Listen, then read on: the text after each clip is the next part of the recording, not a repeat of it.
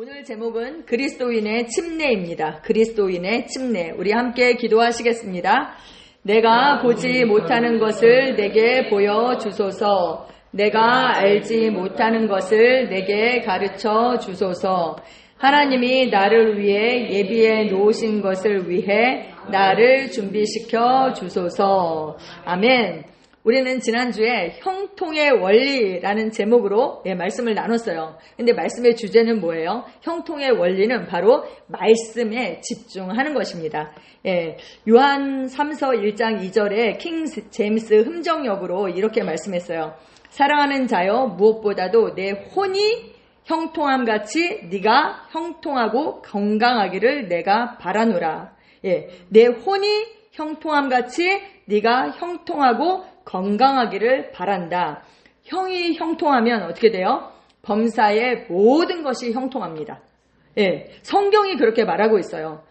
여러분, 모든 일, 범사의 모든 일이 다 잘되고 형통하고 건강하기를 원하시죠? 이것을 원하지 않는 사람은 없을 거예요. 근데 방법을 모르죠. 근데 여기 성경에는 뭐라고 얘기해요? 혼이 형통하려면 어떻게 해야 한다고요? 말씀을 묵상하라. 말씀을 묵상하라. 여기는 안 나오네요. 근데 제가 방법을 알려드릴게요. 여호수아 1장 8절입니다. 킹 제임스 흠정역으로 시작. 너는 이 율법책을 내 입에서 떠나지 말게 하며 밤낮으로 그것을 묵상하여 그 안에 기록된 대로 다 지켜 행하라. 그리하면 내가 내 길을 형통하게 하며 또한 크게 성공하리라. 라고 말씀하고 있습니다. 혼이 형통하면 모든 게 다 잘 된다. 그런데 혼이 형통하려면 뭘 해야 한다고요? 말씀을 묵상해야 한다. 그 말씀을 묵상하는 게 어떻게 하는 거라고요? 그 말씀이 우리 입에서 떠나지 말아야 한다. 그리고 그것을 주야로 묵상하라는 거예요. 주야로 중얼중얼. 히브리어로 묵상이 뭐예요? 하가. 그래서 어떻게 한다고요? 묵상하면 세 가지 그 동물을 기억하셔야 돼요. 첫 번째 뭐? 소처럼 그쵸, 계속 되새김질 하는 거죠. 그 다음에 두 번째 뭐예요? 비둘기처럼 구구구구구구. 그리고 깨달아지면 어떻게 하라고요? 사자처럼 포효하는 것. 그것이 바로 묵상입니다. 묵상의 최고봉은 뭐라고요? 외침이에요. 외침. 우리가 하나님의 말씀을 묵상하면 내가 누구인지 알게 돼요. 무엇을 가지고 있는지 알게 돼요. 무엇을 할 수 있는지 알게 돼요. 그래서 어떻게 돼요? 말씀을 당연히 행하게 됩니다. 그러면 우리가 우리의 길을 형통하게 하고 크게 성공한다. 좋은 성공을 이룬다. 라고 말씀하고 있습니다. 누가요? 이것은 제 말이 아니에요. 진리, 하나님의 말씀이 그렇게 말씀하고 있습니다. 여러분, 제가 몇 번 말씀을 드렸는데요. 어제와 똑같은 삶을 사면서 내 미래가 달라지기를 원하는 것, 이것은 뭐라고요? 정신병 초기 증세다. 어제와 내가 똑같은 삶을 살아요. 그런데 내 미래가 달라지기를 원하는 거예요. 그게 정신병 초기 증상이라는 거예요. 이게 아인슈타인이 한 말이에요. 제가 한번 찾아봤어요. 아인슈타인 명언 하면 그 컴퓨터에 쭉 뜨거든요. 거기에 이게 들어가 있어요. 그러니까 우리가 어제와 같은 삶을 살아서는 안 되는 것이죠. 어떻게 해요? 말씀을 묵상해야 합니다. 하나님은요, 우리에게 말씀을 보내셔서 우리를 고치십니다. 하나님의 말씀으로 우리를 교훈하시고 깨닫게 하시고 바르게 하시고 의로 교육한다라고 성경이 말씀하고 있습니다. 여러분, 제가 여호수아 1장 8절 이 말씀을 딱 읽으면 속으로 어떤 생각하세요? 또 저 얘기. 이 여호수아 1장 8절 말씀을 정말 저희가 몇 번 들었을까요? 몇 번? 수십 번, 수백 번 진짜 엄청 얘기를 했잖아요. 그런데 수백 번 들었어도 이 말씀이 실제 우리의 삶에 실제가 안 됐다면 아는 게 아는 것이 아니다. 에피그노시스가 돼야 되는데 그냥 그노시스 그 수준에 머물러 있는 것이죠. 에피그노시스, 정확하게 하나님의 말씀을 알아야 되고 계시 지식으로 우리가 알아야 하는 것입니다. 그렇게 되면 그 말씀과 내가 딱 하나가 되면 그 빼앗기지 않는 것이죠. 당연히 그 말씀이 실제가 되는 그런 삶을 살게 되는 것입니다. 여러분, 하나님의 말씀은 생명입니다. 하나님의 말씀은 진리입니다. 하나님의 말씀은 능력입니다. 하나님의 말씀은 지혜입니다. 아멘. 하나님의 말씀은 곧 하나님 자신이십니다. 아멘. 그래서 우리가 하나님의 말씀과 연결되면 하나님과 연결되는 것이고 곧 그분의 능력과 연결되는 것입니다. 늘 말씀드리잖아요. 집중하면 연결되고 연결되면 어떻게 된다고요? 활성화된다. 그러니까 연결되기 위해서는 뭐가 있어야 돼요? 먼저 집중해야 하는 것입니다. 우리가 어떤 일을 겪고 있든지 어떤 상황 가운데 있든지 상관없습니다. 우리가 집중하는 것이, 우리가 보는 것이 하나님 곧 그분의 말씀이 되게 하십시오. 그렇게 할 때에 우리의 삶에 정말 초자연적인 그런 역사를 경험하게 될 것입니다. 아멘. 우리 로마서 12장 2절 흥정역으로 읽겠습니다. 시작.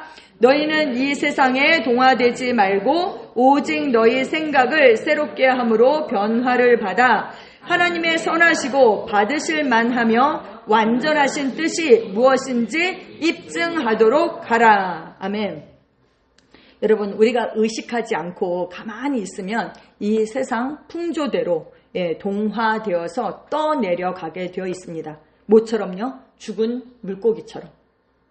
살아있는 물고기는 그 흐르는 강물을 헤엄쳐서 치고 올라가잖아요. 그래서 자기가 원하는 그 목적지에다 알을 낳아요. 그런데 죽은 물고기는 어때요? 둥둥둥둥둥 떠내려가는 거예요. 그렇게 되어서는 안 되는 것이죠. 그래서 어떻게 해야 돼요? 우리가 우리의 생각을 새롭게 하기로 의식적으로 노력해야 하는 것입니다. 선택해야 하는 것입니다. 먼저 내 생각을 새롭게 하고 변화를 받으십시오. 내 생각이 새롭게 되면 다른 사람에게 영향을 미치게 되고 다른 사람을 돕고 세울 수 있습니다. 뭐에 집중하라고요? 내 자신의 변화에 집중하라. 저는 이번에 이제 최수일 목사님 교제하면서 제가 한 가지 깨달은 게 있어요. 뭐냐면 이 로마서 12장 2절 말씀, 마음을 새롭게 함으로 변화를 받잖아요. 근데 하나님의 선하시고 기뻐하시고 온전한 뜻. 근데 제가 저의 삶을 이렇게 뒤돌아봤을 때 그 하나님의 완전한 뜻, 그것을 성취하는 삶을 살아야 하는데 그 최고의 부르심까지 가야 하는데 제가 너무 그 선한 뜻, 그냥 이게 나쁜 일은 아니에요. 근데 선한 뜻에 머물러 있는 것들이 너무 많다는 생각을 했어요. 근데 이 선한 뜻이 아니라 받으실 만한, 기뻐할 만한 뜻, 그리고 뭐예요? 완전한 뜻으로 나아가려면 뭐가 필요하느냐? 가지치기가 필요해요. 가지치기. 근데 제 옆에 가지쳐줄 사람이 없잖아요. 그러니까 이 가지치기가 성령 안에서 깨어서 정말 내가 가지치기를 잘해야 되겠구나. 내가 무엇에 집중해야 되는지 그것을 잘 선택해야 되겠구나. 왜요? 우리의 에너지와 우리의 시간은 정말 제한되어 있거든요. 그래서 이 가지치기를 정말 잘해야 되겠다는 그런 제가 깨달음을 얻었습니다.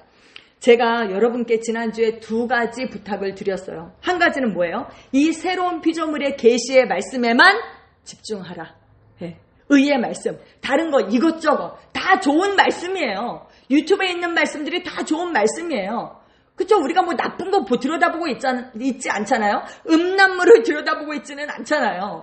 다 유익하고 좋은 정보고 다 좋은 말씀이지만 특별히 우리가 집중해야 되는 게 뭐라고요? 이 의의 말씀, 새로운 피조물의 이 계시의 말씀에 집중해야 하는 것입니다. 우리가 최고를 알았는데 다른 것에 기웃기웃할 필요가 없다. 두 번째는 뭐예요? 다른 사람 바꾸려고 하지 말고 뭐라고요? 내 속사람의 변화에 집중해라. 내가 바뀌면 모든 것이 바뀐다. 그리고 내가 형통한 사람이 되면 내가 내 길을 형통하게 하는 거잖아요. 그렇죠? 그래서 내가 형통한 사람이 되면, 내가 복 있는 사람이 되면 내가 있는 곳마다, 가는 곳마다, 손대는 일마다 형통케 되는 역사가 있습니다. 아멘. 네. 오늘은 침례에 관한 말씀을 나누려고 해요. 왜요? 다음 주에 우리가 이제 침례식을 하잖아요. 그래서 침례에 대한 말씀을 좀 우리가 정리를 하려고 합니다. 침례를 받으려고 할 때 항상 영적 공격이 있는 것 같아요. 그래서 우리가 영적으로 깨어서 잘 기도하고 준비하면 좋겠습니다. 히브리서 6장 1절에서 2절에 보면 그 기독교의 신앙의 6가지 기초 교리에 대해서 얘기하고 있거든요. 그러므로 우리가 그리스도의 도의 초보를 버리고 죽은 행실을 회개함과 하나님께 대한 신앙과 침례들과 안수와 죽은 자의 부활과 영원한 심판에 관한 교훈의 털을 다시 닦지 말고 완전한 대로 나아갈지어다 이렇게 얘기해요. 그래서 이 6가지 기초 교리에 대해서 얘기를 하는데 그 중에 3번째가 바로 침례입니다. 침례. 예수님께서 우리에게 그리스도인들에게 해야 할 성례에 대해서 말씀하셨는데 그게 바로 성찬과 침례였습니다. 성찬과 침례. 그 구약의 유월절 그것이 신약에 와서 뭐예요? 성찬이 된 것이죠. 이 성찬을 함으로 우리가 예수 그리스도의 그 죽으심을 기억하고 그리고 뭐예요? 하나됨, 우리의 생명이 더 이상 옛 생명에서 끊어지고 그리스도와 하나 되었다는 것을 기억하는 것이죠. 새 언약을 우리가 기억하는 것입니다. 그리고 침례도 마찬가지입니다. 그리스도와 하나 된 것을 우리가 이렇게 선포하는 것이죠. 성경에 나온 침례는 모두 보면 4가지예요. 첫 번째는 침례 요한의 침례, 그리고 그리스도의 침례. 예수님도 침례를 받으셨죠? 그리고 그리스도인의 물침례, 그리고 이제 성령 침례, 이렇게 4가지 침례가 있습니다. 근데 오늘은 그 침례 요한의 침례와 그 그리스도인의 그 물침례에 대해서만 말씀을 나누려고 합니다. 먼저 우리가 보는 개역 개정에는 침례라고 쓰여 있지 않고 뭐라고 쓰여 있어요? 세례라고 쓰여 있죠. 세례. 근데 왜 세례라고 쓰여 있는데 세례라고 하지 않고 침례라고 하는가? 침례라는 그 말은요, 원래 어원이 헬라어에서 왔어요. 이 헬라어 뱁토라는 이 어근에서 왔고 그것이 뱁티조 이렇게 되었거든요. 근데 이것이 영어로 바뀌면서 이제 동사로는 뱁타이즈 그리고 명사로는 뱁티즘 이렇게 되었거든요. 헬라어 성경을 영어로 번역을 하면서 사실 정치적인 이유 때문에 그랬어요. 정치적인 이유 때문에 이것을 영어로 바꾸지 않고 헬라어로 그대로 남겨두었던 거예요. 그래서 우리가 원어 그대로 사용하게 되었습니다. 원어 뱁토는 무엇을 액체에다 담궜다가 다시 꺼내는 행위를 나타내요.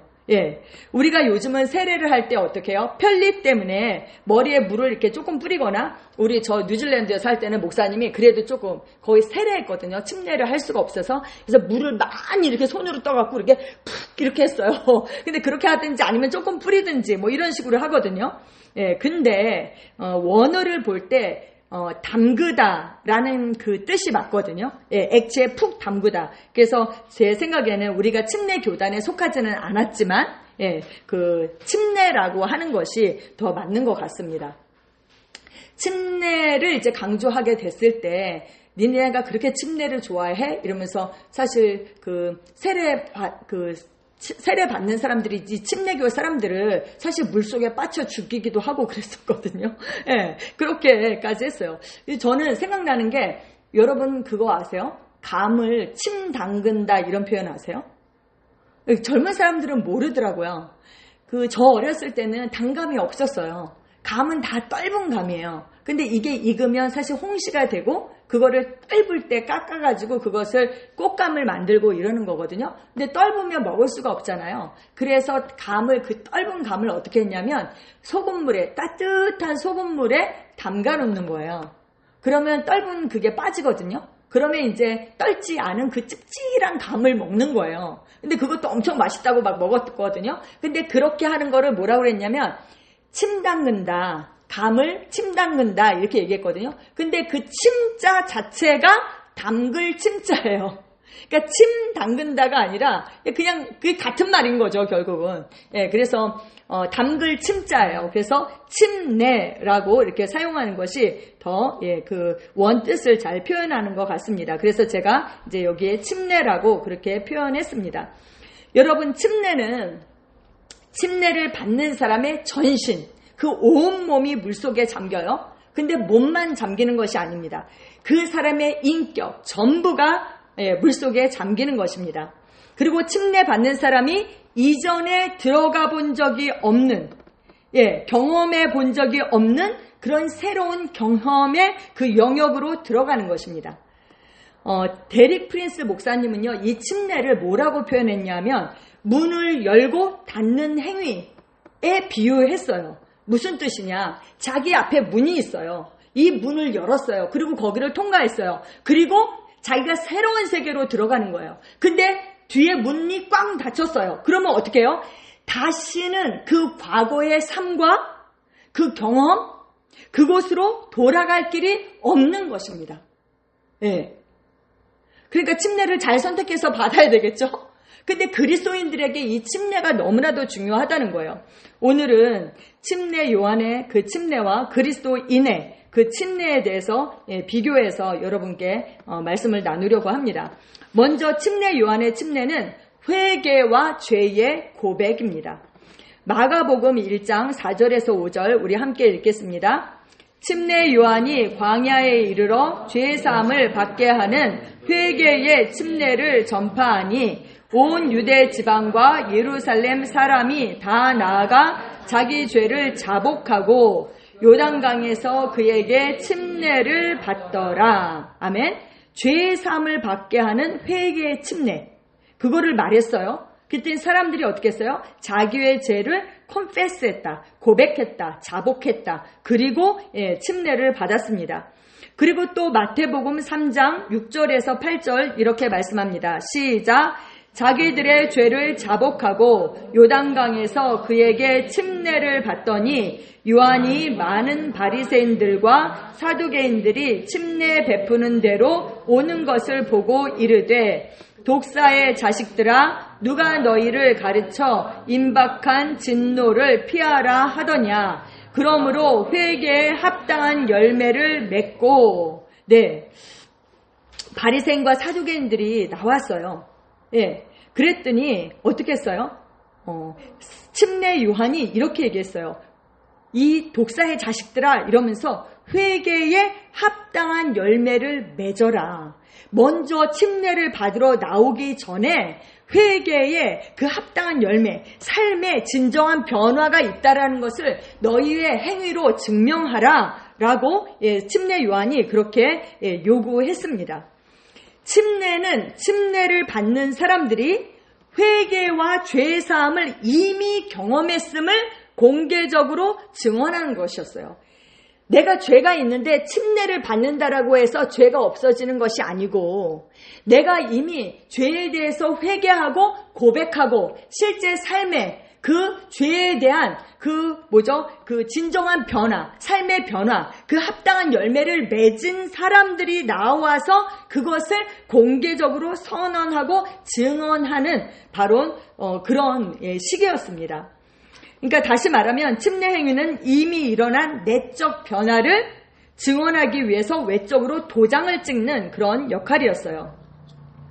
그러나 침례 요한이 침례를 베푼 사람들, 침례를 받은 사람들이 영속적인 그런 내적 평안과 죄에 대한 승리를 할 수 있었을까요? 아니요, 없죠. 왜요? 그들은 거듭나지 않았기 때문에.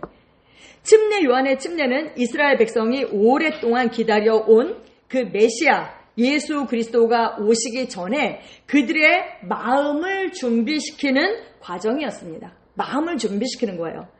그 침례는 율법과 선지자의 시대를 끝내고 예수 그리스도의 그 복음의 시대를 연결하는 바로 그 과정, 연결고리 역할을 한 것입니다.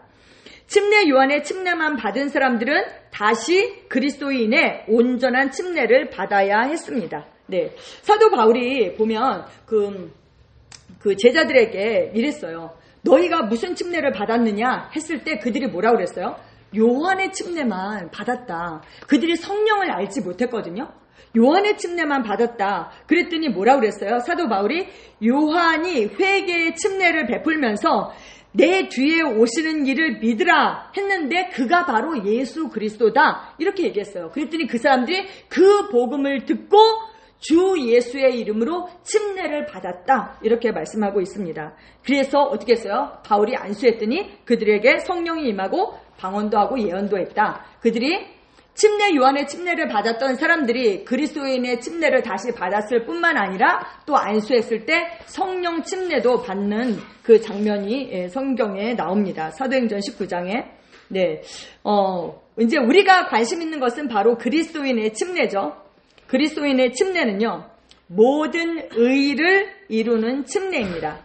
우리가 받는 그 그리스도인의 침례를 가장 잘 소개한 것이 바로 예수님이 받으신 그리스도의 침례예요.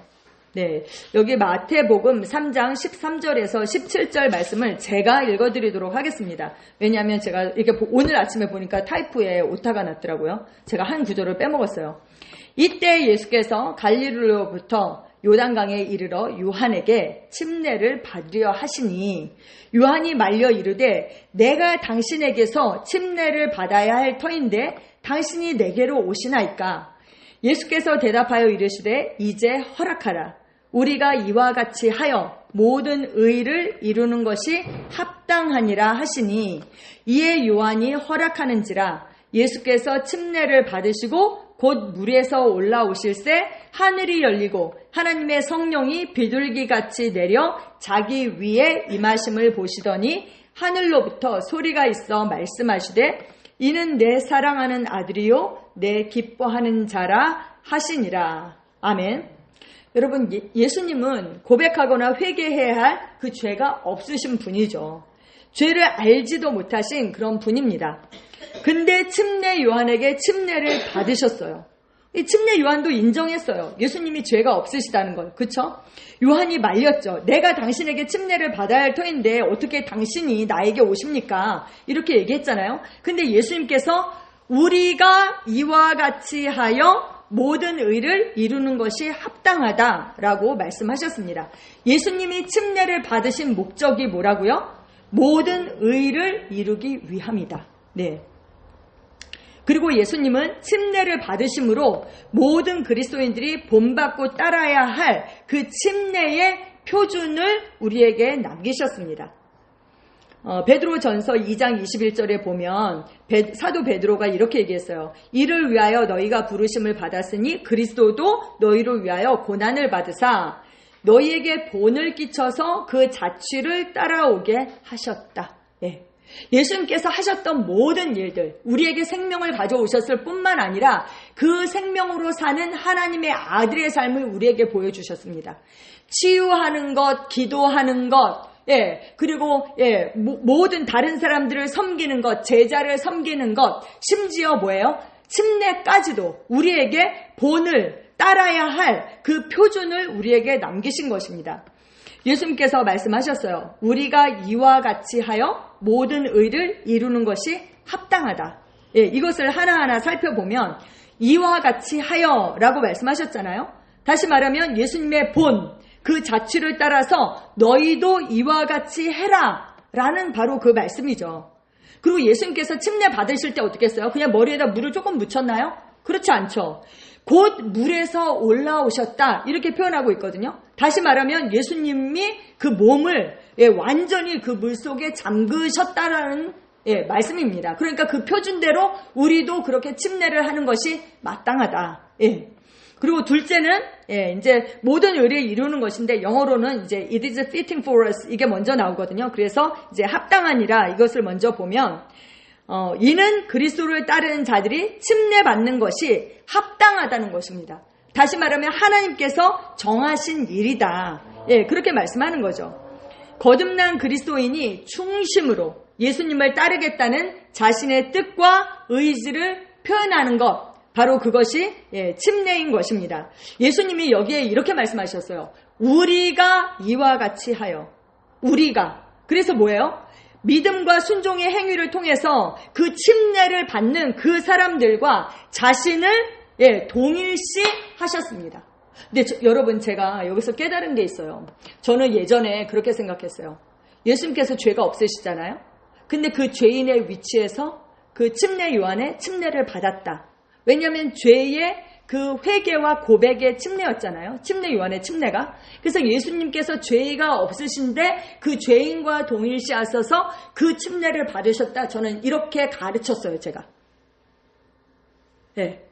그 믿음의 반석에서 사단을 정복했다. 거기에서 제가 그렇게 가르쳤거든요. 죄인과 동일시하셨다. 근데 제가 이 말씀을 모든 의를 이루려 하심이라 이 말씀을 제가 연구를 하면서 깨달은 것은 그것이 아니구나. 예수님은 의로우신 분이거든요. 우리도 침례를 받을 때 사실 의롭게 된 자가, 이미 거듭난 자가 침례를 받는 거거든요. 그래서 그 죄인과 동일시 하신 것이 아니구나. 오히려 우리가 이와 같이 하여 했기 때문에 그리스도인들과 이미 의롭게 된 자들과 자신을 동일시 하셨다라는 것을 제가 깨닫게 되었습니다. 예수님은 모든 의를 이루는 것이 합당하다 이렇게 얘기하셨잖아요. 여기서 모든 의라고 했을 때 이 의가 뭘까요? 예수님은 죄를 지은 적이 없죠. 언제나 완벽하게 의로우셨습니다. 이 의는 예수님이 항상 소유하고 계셨던 내적 그 심령의 상태, 바로 그거예요. 근데 예수님께서 어떻게 하셨어요? 그 아버지의 뜻에 순종하는 그 침례라는 외적 행위를 함으로 말미암아 자기의 내적 의로움을 이루셨다. 여러분, 우리도 마찬가지입니다. 우리가 마음으로 믿잖아요. 믿음으로 우리가 의롭게 되잖아요. 근데 마음으로 믿었어요. 거기에서 끝인가요? 아니에요. 입으로 시인해서 구원을 받는 거거든요. 마음으로 믿는 거에서 끝나는 것이 아니라 입으로 시인해야 돼요. 표현해야 돼요. 외적으로 공포해야 돼요. 하나님도 듣고 나도 듣고 교회 지체들도 듣고 뭐예요? 사단도 듣고 내가 하나님께 속했다는 것을 우리가 표현해서 나타내야 되거든요. 공개적으로. 우리가 의롭게 되었어요. 믿음으로 말미암아. 근데 그것을 어떻게 해야 된다고요? 표현해야 된다고요. 그래서 침례를 받는 거라고요. 예수님도 의로우신 분이에요. 100%. 그런데 그 순종의 행위로 말미암아 모든 의를 이루려 합니다. 라고 말씀하셨다는 것입니다. 우리가 만약에 단지 죄를 고백하고 회개하는 죄인이기 때문에 침례를 받는다면 우리의 이 침례를요, 침례 요한의 수준으로 끌어당기는 거예요. 내려가는 거예요. 우리의 침례는 그런 침례가 아닙니다. 예. 우리의 침례도요, 예수님과 마찬가지로 의를 이루기 위해서 받는 침례입니다. 우리는 이미 의롭다 하심을 받은 자들이죠. 어떻게 의로워졌습니까? 믿음으로. 예. 로마서 5장 1절 시작. 그러므로 우리가 믿음으로 의롭다 하심을 받았으니 우리 주 예수 그리스도로 말미암아 하나님과 화평을 누리자. 아멘. 하나님은 그리스도인의 믿음을 바탕으로 그리스도 자신의 의를 우리에게 주셨어요. 여기서 믿음은 뭐에 대한 믿음이에요? 그 예수 그리스도의 그 대속적 죽음과 부활에 대한 믿음이죠. 하나님께서 그를 죽은 자 가운데서 살리신 것을 우리가 믿는 거잖아요. 우리가 믿고 예수님을 영접할 때 그리스도께서 우리의 의가 되셔서 우리는 내적으로 의로워졌어요. 근데 예수님처럼 침례라는 이 외적 행위를 통해서 이미 받은 그 의를 이루는 것입니다. 이것이 바로 그리스도인이 침례를 받는 이유입니다. 여러분, 옛날 제가 얘기를 들었어요. 구소련, 러시아가 이제 독립되기 전에 소수민족들이 독립되기 전에 소련 치하에 있을 때도 그 땅에도 그리스도인들이 있었거든요. 근데 소련 사람들이 어떻게 했는지 아세요? 예수님을 믿었어요? 그럼 침례 안 받고 그냥 믿는 것에서 끝나도 되잖아요. 근데 그렇게 했을까요? 아니에요. 그 추운데 얼음을 깨고 밤에 몰래 가서 얼음을 깨고 물 침례를 받았다는 거예요. 왜 그렇게 했을까요? 침례 안 받아도 되잖아요. 마음으로 믿고 끝나면 되잖아요. 걸리면 총살이에요. 걸리면. 근데도 얼음을 깨고 침례를 받았어요. 그럼 이슬람 국가에서 침례 받거든요? 이슬람 국가에서 물어봐요. 우리 옛날에 그런 영화 있었죠. 예수를 부인해. 그러면 살려줄 거야. 그럼 내가 마음으로 믿어요? 근데 입으로 그냥 나 예수 몰라요. 안 믿어요. 이렇게 해도 되잖아요. 진짜는 믿으면서. 근데 그렇게 했나요? 아니에요. 사자밥이 됐어요. 입으로 시인했어요. 그래서 진짜 의를 이루는 거. 이 구원을 완성하는 건 뭐예요? 시인하는 거예요. 공개적으로 선언하는 거예요. 제가 생각이 났어요. 마음으로만 믿으면 되지. 굳이 그렇게 시인을 해야 되나? 굳이 그렇게 침례를 받아야 되나? 성경은 시인하고 침례를 받으라고 말씀하고 있습니다. 제가 뉴질랜드에 있을 때 그 로뎀 하우스를 통해서 몇 명의 일본 그 형제들이 또 자매들이 구원을 받았어요. 근데 그 중에 이제 저희 직원들도 있었어요. 제가 그 운영하는 숍에 직원 히데라는 청년이 있었어요. 너무너무 잘생긴 청년. 근데 그 히데라는 청년이 예수님을 영접했어요. 근데 제가 생각이 났어요. 그 청년이 어떻게 했느냐? 예수님을 영접했어요. 근데 그냥 영접하면 되잖아요. 일본으로 가서 자기 엄마한테 자기가 예수님을 믿는 그리스도인이 됐다고 집에다가 얘기를 하더라고요. 공개적으로 선언하는 거예요. 근데 어떤 일본 아이들은 영접했어요. 근데 식구들한테 아무한테도 얘기를 안 해. 근데 이 히데라는 애가 제가 너무 기억에 남는 거예요. 자기가 가족들에게 핍박을 당할 수도 있고 그렇잖아요. 근데 얘기하더라고요. 근데 이 히데라는 아이는요, 지금 크라이처치의 일본 교회의 사역자가 됐어요. 공개적으로 선언하는 것이 너무 중요하다는 거예요. 침례는 바로 그것입니다. 예. 대외적으로 선포하는 것입니다. 다시 말하면 그리스도인의 침례는 믿는 자가 그리스도의 대속적인 죽음과 부활에 대한 믿음을 통하여 그 마음속에 이미 누리고 있는 내적 의를 이루는 순종의 외적 행위인 것입니다. 근데 여러분, 그리스도인의, 우리가 침례를 앞두고 있잖아요. 그리스도인의 침례의 조건이 있어요. 4가지. 성경에 말하는 4가지 조건이 있습니다. 첫 번째, 회개, 믿음, 그리고 하나님을 향한 선한 양심, 그리고 제자 되기입니다. 다음 주에 침례식이 있는데요. 침례 받으실 분들은 잘 이렇게 하나하나 짚어보시고 하시면 좋겠습니다. 첫 번째 회개입니다. 우리 사도행전 2장 38절 함께 읽겠습니다. 베드로가 이르되 너희가 회개하여 각각 예수 그리스도의 이름으로 침례를 받고 죄사함을 받으라. 그리하면 성령의 선물을 받으리니. 회개하여 각각 예수 그리스도의 이름으로 침례를 받고. 그쵸? 회개는 침례보다 선행됩니다. 침례는 회개가 낳은 그 내적 변화를 외적으로 확인하고 봉인하는 것입니다. 그러면 회개를 해야 되겠구나. 그럼 회개가 무엇인가? 헬라어로는 메타노에오라는 단어예요. 헬라어적인 면에서 볼 때, 그러니까 신약적인 개념으로는 마음의 변화, 마음을 바꾸는 거예요. 근데 구약적인 그런 의미로는요, 돌이키는 거예요. 돌이키는 거. 그래서 이게 2가지를 합하면 자신의 마음과 삶의 방향을 바꾸는 것입니다. 회개는요, 감정이 아니에요. 우는 게 아니에요. 회개는요, 후회가 아니에요.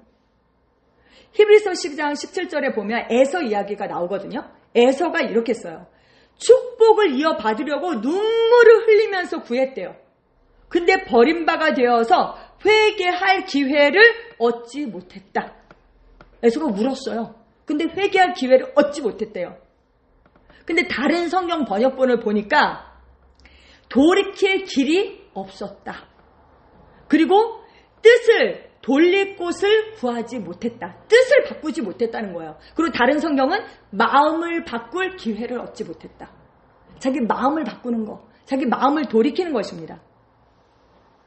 하나님을 등지고 있어요. 하나님이 태양빛이라면 하나님을 등지고 있어요. 그럼 내 앞에 그 그림자, 새까만 그림자가 있겠죠. 근데 그 사람이 방향을 딱 바꿔서 하나님을 향해서 보는 거예요. 그러면 어때요? 그림자가 없어요. 내 앞에 빛으로 가득해요. 그것처럼 돌이키는 것입니다.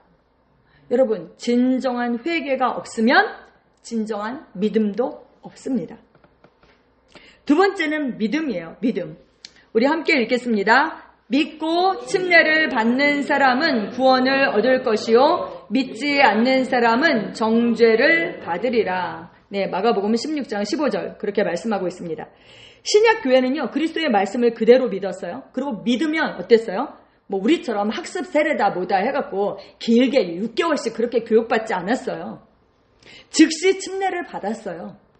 빌립보 감옥의 간수가 바울과 실라가 복음을 전했죠. 그랬더니 그 복음을 듣고 믿음으로 반응했어요. 그래서 그날 밤 그 시각에 침례를 받았습니다.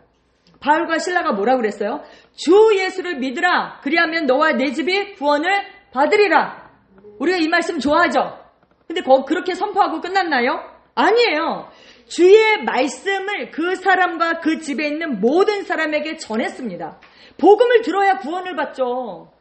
그 복음을 전했어요. 그러자 그 복음을 듣고 믿음으로 반응해서 그날 밤 그 시각에 침례를 받았다라고 성경에 나옵니다.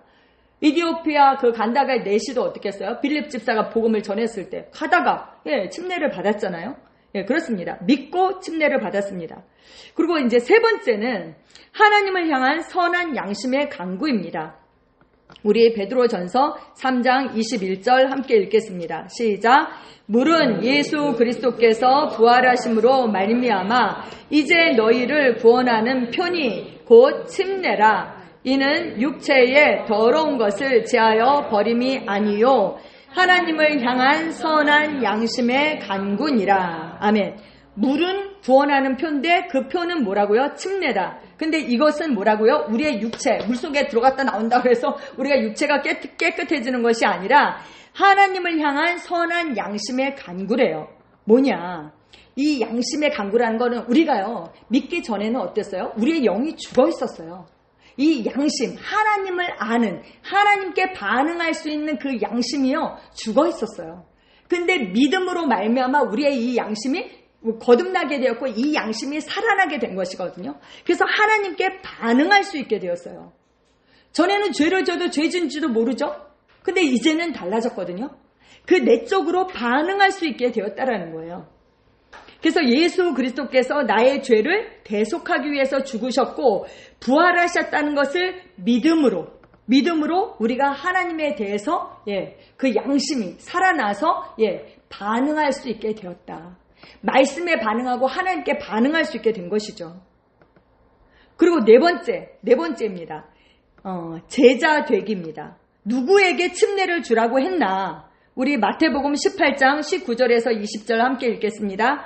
그러므로 너희는 가서 모든 민족을 제자로 삼아 아버지와 아들과 성령의 이름으로 침례를 베풀고 내가 너희에게 분부한 모든 것을 가르쳐 지켜 행하게 하라. 아멘. 여러분, 이 마태복음 28장 19절 말씀이 뭐예요? 대사명이죠. 그렇죠? 대명령. 예수님께서 우리에게 마지막 주신 대사명의 핵심이 뭐예요? 제자를 삼는 거예요. 그리고 그 제자에게 뭐를 하라고요? 침례를 주라고요. 침례 주는 게 바로 그 핵심입니다. 이 침례가 그리스도의 제자가 되기 위한 그리스도인의 삶의 출발점입니다. 근데 먼저 제자를 삼고 침례를 주라는 거예요. 그러니까 내가 예수님을 따르겠습니다. 복음을 듣고 회개하고 믿고 하나님을 향한 그 선한 양심이 있는 자는 침례를 받을 자격을 갖추게 되고 침례를 받음으로써 그의 일생을 예수님의 제자로 살겠다. 이것을 공개적으로 선포하고 맹세하는 것입니다. 하나님은 우리를요, 무리로 부르지 않으셨어요. 어떤 분은 그러시더라고요. 지난번에 우리 교회에 왔던 분, 다 제자가 되느냐. 그분은 이제 제자를 약간 그 풀타임 사역자라고 생각을 하셨나 봐요. 그래서 제자 되기는 싫다는 거예요. 그럼 무리로 있으면 되겠어요? 하나님은 우리를 무리로 부르지 않으셨습니다. 제자로 부르셨습니다. 그래서 내가 제자가 뭐예요? 스승을 따르는 사람이 제자죠. 예수님을 따르겠습니다. 그 결단을 하는 것이죠. 그리고 침례를 받은 후에 승리하는 그리스도의 삶을 살기 위해서, 증인의 삶을 살기 위해서 지속적으로 가르침을 받는 것입니다. 침례를 베풀고 어떻게 해요? 너희에게 분부한 모든 것을 가르쳐 지켜 행하게 하라. 아멘. 지난주에 김영광 성도님이 오늘 안 나오셨는데 아주 재미난 얘기를 하셨어요. 저에게 뭐라고 그러셨냐면 이렇게 얘기하셨어요. 내가 한 여자와 결혼해서 살기로 결단하셨대요. 그런데 자꾸 세상 사람들이 그 여자에 대해서 뭐라고 한대요. 아니 왜 그 여자랑 결혼을 해? 그 여자를 뭘 믿고 그 여자를 선택했어? 왜 꼭 그 여자여야 돼? 그 여자여야 돼? 자기는 이미 그 여자를 선택해서 그 여자랑 살기로 했는데, 하나가 되기로 했는데, 세상 사람들이 자꾸 뭐라고 한다는 거야. 비유를 정말 잘 들으세요. 그 여자가 바로 하나님이라는 거예요. 그래서 맞습니다. 제가 이렇게 했어요. 맞아요. 우리가 먼저 사랑한 것이 아니고요. 하나님께서 우리를 먼저 사랑하셨어요. 우리가 원수 되었을 때. 우리를 먼저 사랑하셨어요. 그래서 우리가 그 사랑에 반응했어요. 그래서 그분을 믿고 내가 이 사람과 살아야 되겠구나. 그분과 하나가 되고 그분을 나의 신랑으로 삼아서 나의 일생을 그분께 드리기로 선택하고 결단했습니다. 이게 거듭나는 것이죠. 그렇죠? 그리스도와 하나가 되는 거예요. 근데 그냥 결혼식을 안 하고 그냥 합방해서 살림을 차리고 살 수도 있죠. 요즘 그런 사람들도 많잖아요. 근데 우리가 어떻게 해요? 그렇게 안 하죠. 모든 사람에게 공개적으로 우리가 사랑하는 사이이고 일평생 서로에게 신실하고, 그렇죠? 검은 머리가 팥불이 될 때까지 서로 사랑하고 한평생 함께 하나 되어 살겠다고 공표하잖아요. 그게 결혼식이잖아요. 그리고 많은 사람들의 축하를 받잖아요. 바로 그것입니다. 그것처럼 침례는 우리가 그리스도와 하나가 되었다라는 것을, 내가 이분께 속했다라는 것을, 내가 이분을 따르겠다라는 것을 하나님께, 마귀에게, 세상에게, 교회에게 공개적으로 선언하는 것입니다. 그래서 이것은 굉장히 모든 의를 이루는 거예요. 그래서 이것이 굉장히 중요해요. 그리스도인에게. 일평생 결혼식은 한 번뿐이죠. 그렇죠? 이 날이 얼마나 기쁘고 축하받는 날이에요. 침례식도 바로 그런 날이에요. 좀 전에 말씀드렸던 것처럼 마음으로 믿는 거에서 끝나는 게 아니라 입으로 신해야 되잖아요. 마음으로 믿는 거에서 끝나는 게 아니라 하나님과 하나가 되었다는 것을 침례식을 통해서 공개적으로 나타내야 되는 거예요. 근데 제가 정말 좀 인상 깊은 게 있어요. 제가 호주에 있을 때 저희 그 한국 교회에 나오는 어떤 집사님이 호주 남자랑 같이 살았거든요. 그 남편이 호주 분이었어요. 근데 자기 조카가 침례를 받아요. 영국에서. 비행기 표 끊고 호주에서 영국까지 가더라고요. 물론 우리는 유아 세례를 인정하지 않아요. 왜냐면 자기 의지로 선택한 것이 아니기 때문에. 그래서 유아 세례를 받은 사람은 저는 다시 받았어요. 그리고 감리교에서 유아 세례를 주는데 어른이 되었을 때, 성인이 될 때 내가 내 의지로 하나님을 믿습니다라는 그 식이 따로 있어요. 그래서 그거를 하거든요. 그거 뭐라고 그랬다? 이름을 제가 잊어버렸어요. 이름이 잊어버렸는데 그거를 그 침례식 할 때, 세례식 할 때 그 성인이 된 사람들도 앞에 나와서 그거 하거든요. 제가 입교식? 그랬던 것 같아요. 그거 하거든요. 자기의 의지로, 그거 이제 내가 예수님을 믿습니다. 이거를 공표를 하는 거예요. 근데 유아세례 그냥 애기 태어나면 뭐 할례 하듯이 그냥 유아세례 하잖아요. 근데 그거를 축하하기 위해서 호주에서 비행기 타고 영국까지 가더라고요. 제가 드리고 싶은 말씀은 그거예요. 이 침례식이 굉장히 중요하다. 그리스도인들에게. 그래서 우리가 한 주간 우리는 정말 축하하는 마음으로 그분들을 위해서, 네 분들을 위해서 기도하시고, 또 당사자들은 정말 나에게 이런 확증이 있는가? 당연히 있죠. 거듭났다라는 것 자체가 회개한 거예요. 방향을 돌이켰다라는 거예요. 주인을 바꾼 거예요. 그리고 믿음으로 거듭난 거죠. 그리고 하나님에 대한 선한 양심이 있어요. 양심의 강구가 있어요. 내가 영이 살아나서 하나님께 반응할 수 있게 되었어요. 하나님의 말씀에 반응할 수 있게 됐어요. 그런 자격을 갖추게 된 것이고, 그러면 내가 그리스도를 따르겠습니다. 제자된 삶을 살겠습니다. 그 결단으로 하시는 것입니다. 그리고 또 영적인 의미가 있죠. 여러분이 잘 아시는 것처럼 그리스도와 함께 죽고 장사되고 함께 부활하는 것, 그 그리스도와 동일시하는 것, 그 의미가 있어요. 그것은 다음 주에 침례식 하기 전에 말씀을 나누고 침례를 하도록 하겠습니다. 그 영적 의미에 대해서는 다음 주에 나누도록 하겠습니다. 그래서 한 주간 잘 기도하시면서 준비하시면 좋겠습니다.